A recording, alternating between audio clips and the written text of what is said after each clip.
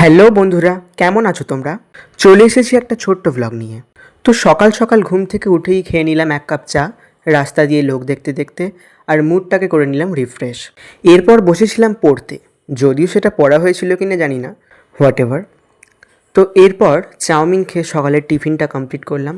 আর আজকে ছিল লোকনাথ বাবার একটা পুজো, তো সেখানেই যাব বলে তাড়াতাড়ি করে স্নান করে রেডি হয়ে গিয়েছিলাম।